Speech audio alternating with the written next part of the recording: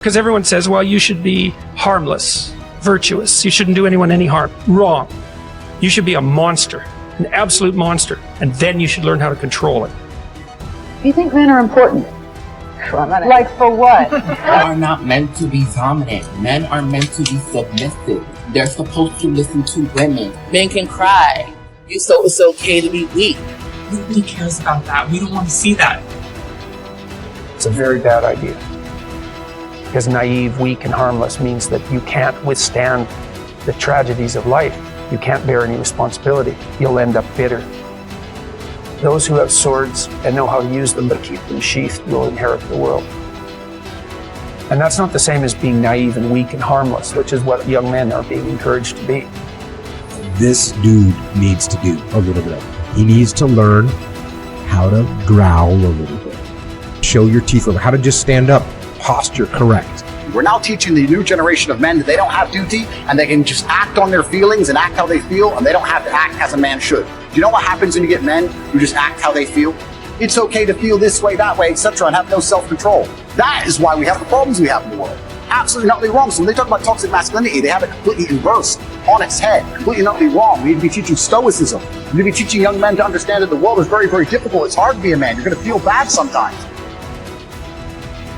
When a man does not feel appreciated in the area of his presence, he becomes a version of a man that he can give you and still survive. And I promise you, you will not like that version. That version of him is silent, frustrated, sharp with his words.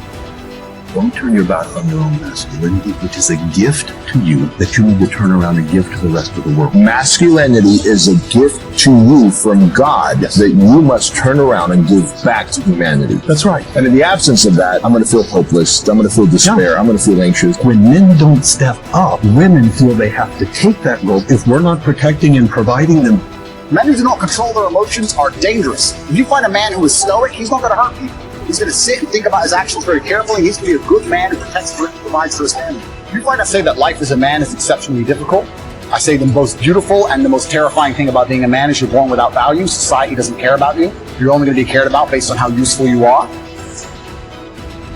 Be a dangerous man. You can't be a good man, a fully good man, if you're not a dangerous man. Okay, be dangerous.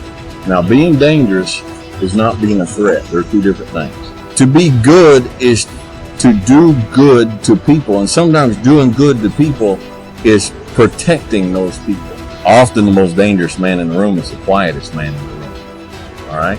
And it's not about going out and lifting weights and getting a bunch of tattoos and wearing leather jackets and walking around with your chest and shoulders up, hulking around saying, I'm dangerous. That's very rarely is that a dangerous man. Become a good man.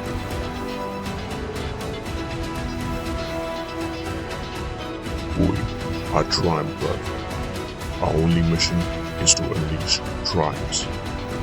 Winning is the only option. Join the movement.